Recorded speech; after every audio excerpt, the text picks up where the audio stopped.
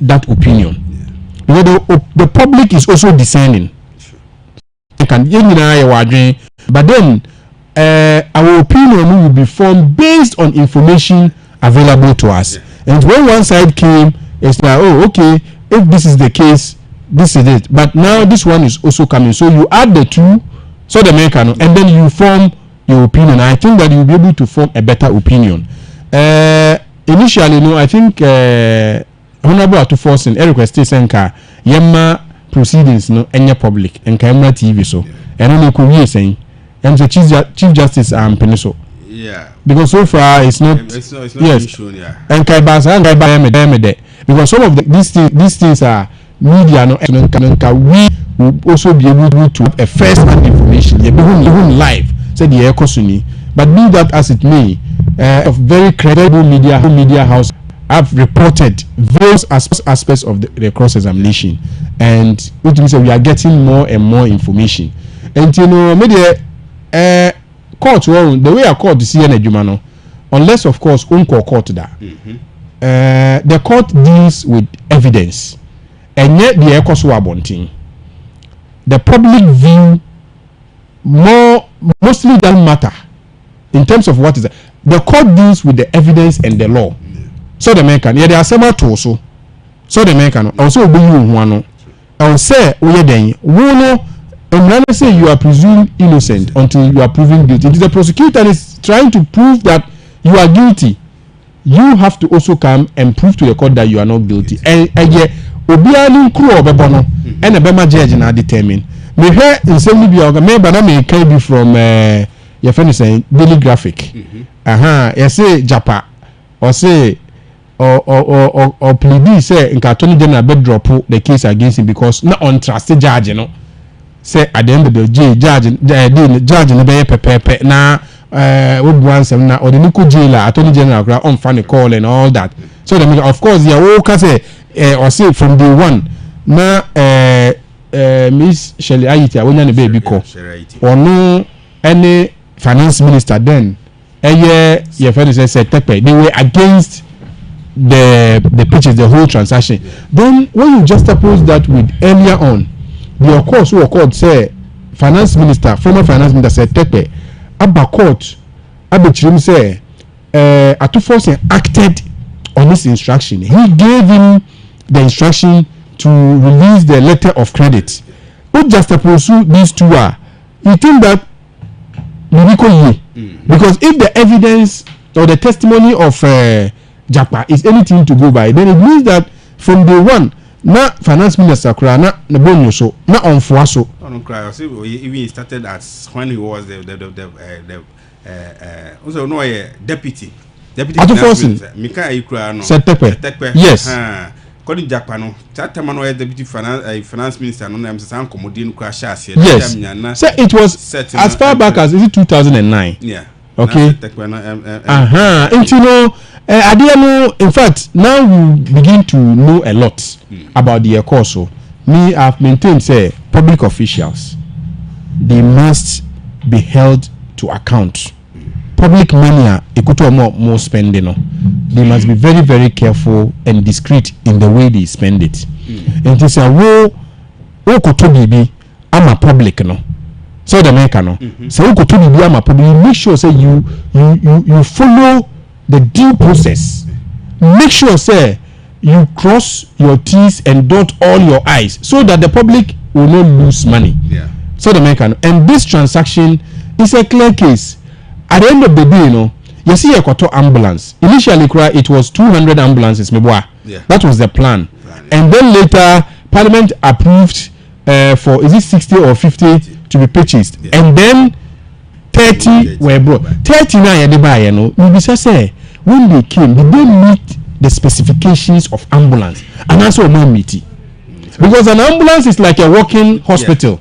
Utie omo komodi e hona am say ayisu ba mu no Alexa Befia ebem as the then time ambulance am say on na satem no ba be a health minister. Yes. Utie omo so say the prosecution say ono kra no wa ma the green light no for the car not to be used as ambulance and say na meet the standard.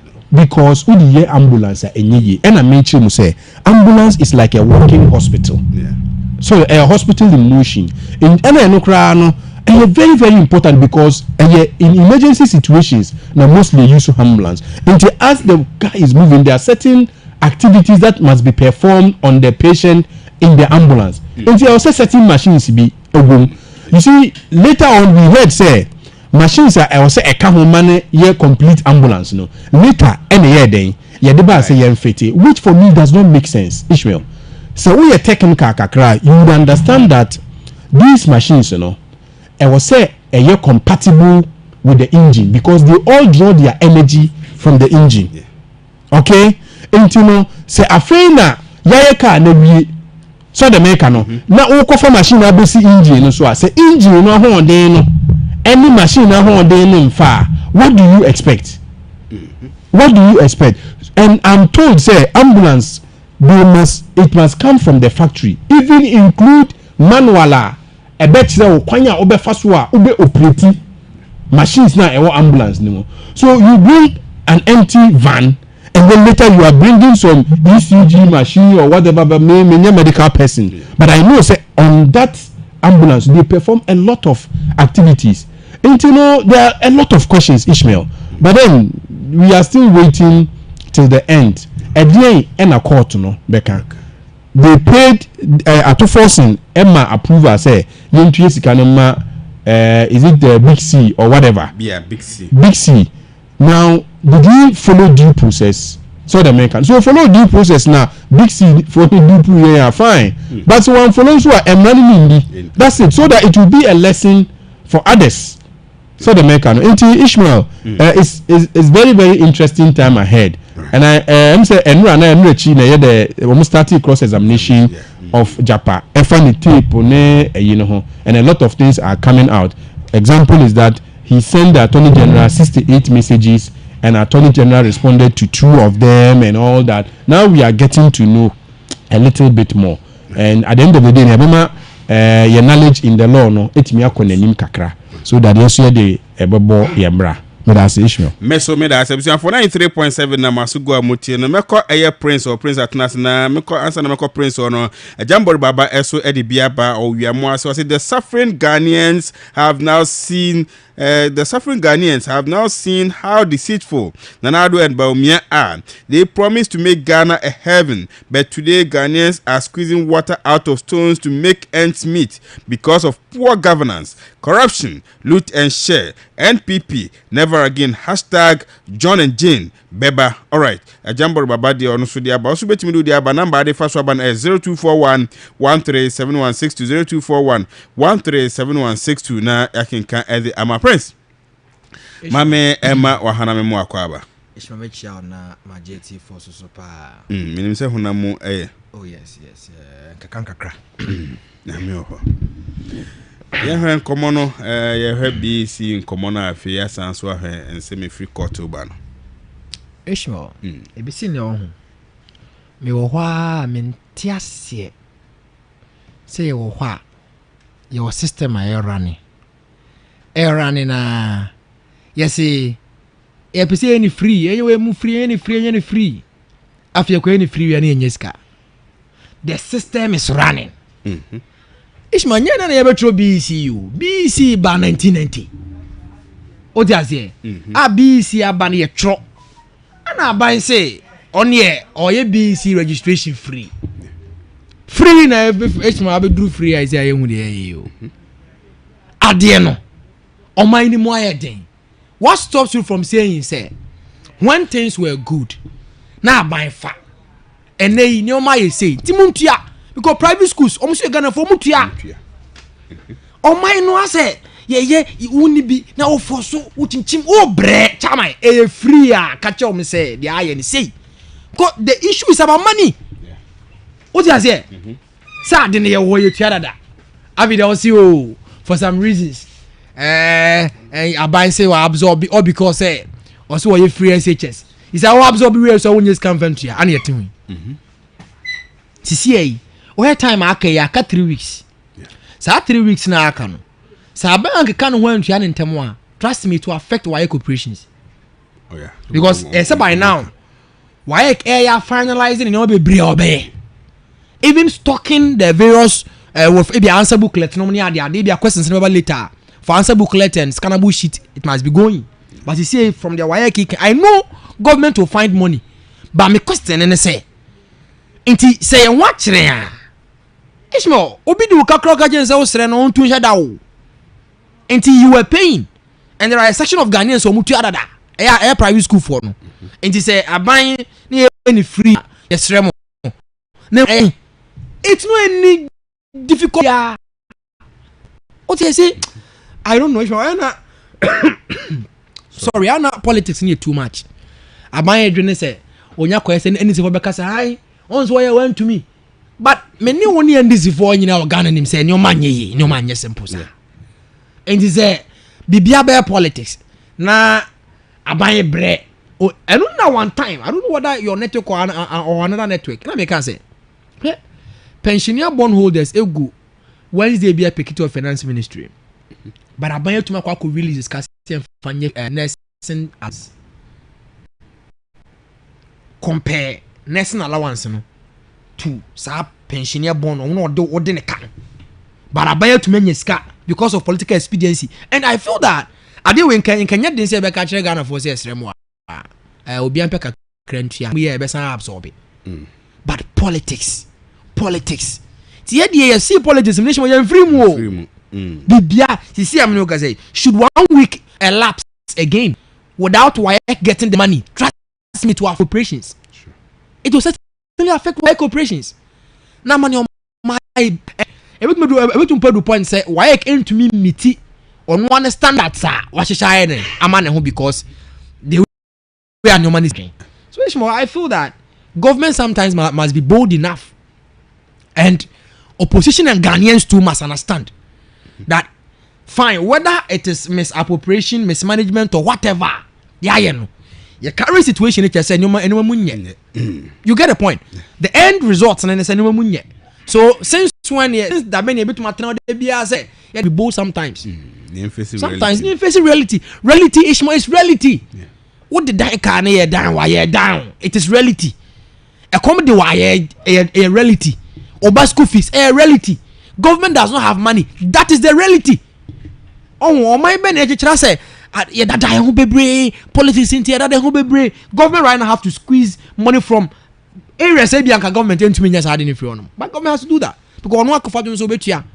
And for me, since private school for our phone say Ghana for mutiane there is no justification so be all public school in China.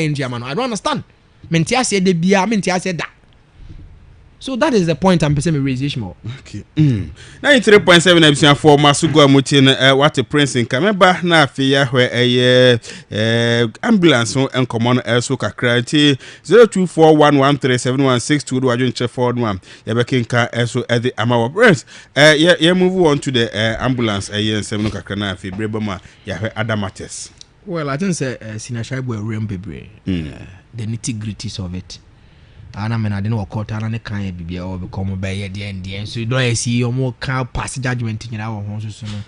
Oka on Quebec contempt.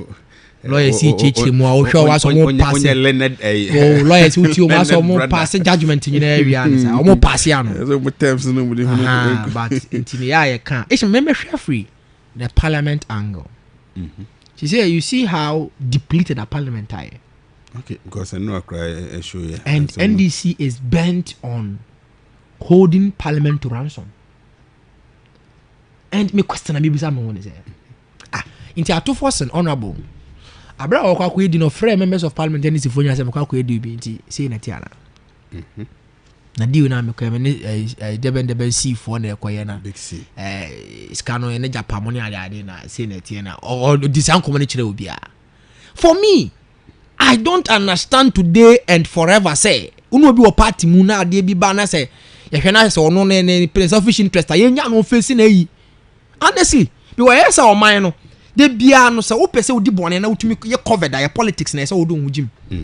Because if abra to force na eko enter whether I'm not talking about whether or not say odi fo anaso odi bem the fact that asama ba ho o kwa akoya ade no wa meka nkyere mu andi sifo ni nyina members ni nyina say me atofo se me koye na say ni impo so nya sika impo di free mu a 1 GB and I don't think that case we enough for NDC to lose their next election. For me, I don't see the one person. Just that dangerous for the party to have selected somebody as their current minority leader. The one sense we were on. But aside that, to me, it is not enough grounds to think say case when NDC could lose their election. I don't think so. To me, because any people who here, many simbra scandals upon scandals so unravel. You get the point? It is a scandal about we want to hold and look MPBR you are representing 75,000 people or more former constituency I will say what so say we begin on my name Oka say wo so one ka say madam fu bi kono okoye me operation na say da some kokota me jae ho akokodi na chi o let's get this clear say wo so no na wo ka kire me say me to aba ma no you never told me say wo ko na ekoduru say koba party say mo you ignore me no me interest no am de to aba ma no akokodi na me say the question still stands did Atufosin call all of them discuss with them before whatever negotiation went on no nti say wo ka kire me say enunti e ma parliament enunti e say ya for me it is a spat in the face of conform to abanama and a disrespect to the larger extent to the House of Parliament say members over 137 members NDC for your parliament na bakubi akwakoye bibi and when they see and then that last time ebetwa so bi e wa abem obakoye bibi I'm telling you should NDC come right now a lot of scandals so unravel and so far as your officials are honest enough no more transparent enough we should be prepared all the time to be facing these things and a part of governance say bibi ba yehwemu na say ye frewa be frew and to tell me say nunti enko parliament ye kwa yem tena ho ye be hold parliament to ransom no ne ade no respect na wo de ma onkofo no mo hefa and who you be be catch am say me to ba ma me to ba ma no minim sa atofo simi enya asema wo be jai please members of parliament in wisen up they should reason beyond politics what you say because for me if you want to show solidarity it's not only about staying in parliament mudi munim dia beboa get lawyers for mon kona mun parliament you get the point yeah menim dia because be sure I want to say o leader and I make say the only nemesis at the moment here the danger NDC as a party ekoko yi ono an ho sema ba say aside that to me who justification be an say a boy go to parliament but say case nkura na ekoso ansana NDC for as a minority you get it you get it so it started and for me aside some official duties it is only the leaders deputies can also say omoko share leadership meeting now they can have things run it can go what if he is sick won't parliament run definitely deputies are there so for me so I'm a can't also acquire transaction with big C no money ade whether or not so different would be one couple de hear me now we catch them say me what my to abama as me MP me to me amount me dem na ko ga catch me say madam fu bi me nya na wan DC me nya na wan PP na sama to ntimi me ko parliament the attempt to me as an electorate I'm talking about Ishmael 93.7 episode 4 masugo amote yabu my be 4 minutes na minim any other matter be a person touch on me ko prince on yankofa koska Ishmael I'm still on the court case no see when you are prince can't say be na pese me kebi soso on say democracy na ye no you say a rule of law a mra and a di adwuma and I don't think say Atufosin the only official who has served in the NDC government. Okay? There are others. Okay? But why is he the only one now? No jina courtwa. Abayano air trial for the crime I say wa committee. Why? So the man cannot. Abayan also prima facie has some case against him. Abayan believes say no questions now about that transaction they must be answered. me can we name the example or the course with US efa Donald Trump we all know say Donald Trump wa be the US president na naneboa say was also ye flag bearer the main opposition Republican Party. What happened last month? So court are finding the guilty of some criminal offense. Ananeboa. What you say? You see the Senate Republicans or more Senate, and I say Republicans or more. You say the House of Representatives. Almost or more to a because Donald Trump ever court 20. What you say? Maybe say also. At least a rule of law. You see, Parliament must also do its work. After all, this is a court of competent jurisdiction. Yeah, also you are represented by a council. And who can with the name so Canada. At the end of the day, the evidence before the court will determine. Who the funds who are the evidence before the court will determine. So what is the point now? That the politicians should be allowed to do whatever they want. Now, Semba, they will hold the whole country to ransom by not doing their work because it's one of their colleagues. Now, when you're saying, I don't think that is fair to us. The work of Parliament must go on. Yes, they can always solidarize with their colleague and their leader, but when you're saying court is one can't say no. So American, the fact that we were just of Parliament, court does not mean say court means does not mean say a ban should drop the case against him. The case must come to its logical conclusion so that you will cry. At the end of the day, I believe say if today, Big C say or this 2 to 3 something million euros, I believe a buying will take it. I believe so. But anyone the case must run. And you too must do your work. Yes, you are free to support, but to say me call Parliament any day at to force an echo call to be I don't think it's fair.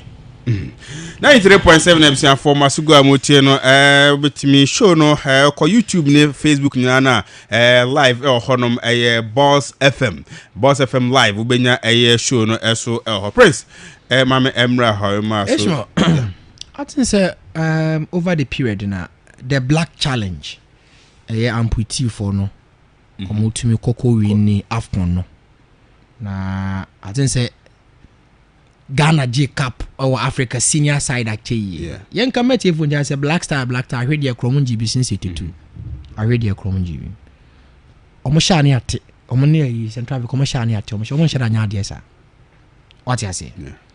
Na ye one amputee for 19 twatnom ne ade. E de ne de ne nsi yo far away in Egypt. Akọ any Morocco abo final a show 2-1. Omo bae no as custom demands, let's all share the sports minister, Yura Mustafa Yusuf. Now, Yura Samsindina, they place the call to his office first for courtesy sake. Yakwaji AFCON. Imagine say Black Stars na AFCON. No meeting will ever cancel that meeting. You go share mu crowd airport the oma backup no ye dey kochire ye dey cry dey ba. Ana Yura sports minister so an important meeting be a chain way for so chain. Omaji AFCON to the sports ministry in holding on. Coincidentally, another call from the office of the former president Mahama. A bye twice from Ira Samsindin, any captain of the team. Say, Opesu Shia Wumu na Obo Mabaso. And during that time, they met say Omuko baby, Minister of Sport. Minister Environment, they definitely say another caller, but they will go because the minister has declined. Lo and behold, they went. Koyen and you former president Mahama at the 10,000 USD. Secretary the pa. Nibotum skadema home say Oma bomodin no no kasa na ni je amputee for adwuma die na challenge na de bomo ye no na we crumple the match Ghana no. Let's not forget the last year last edition when the sanje tey Oma defend the ade no. Omo baya sports minister mu na tikokum say I don't know manam seriously ska. Nakasa ni nyamu no. Now I think that there is one priest also in Ashanti region Kumasi here on so among bibika but no that's no I'm a public domain there buy a pie Yura Muhammadian. The umane to kokum say why didn't they come to him first but they went to John Mahama. But Nkoma mini udi chile say they placed a call to him because courtesy demands that.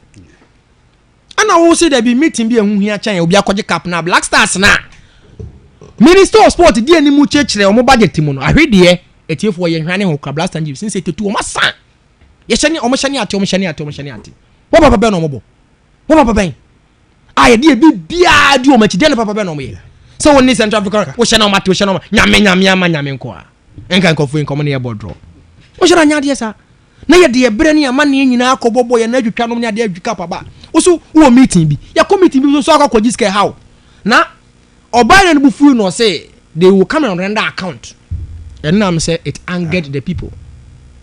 Who should come and render account? They should come and render account because a club, a state, I understand.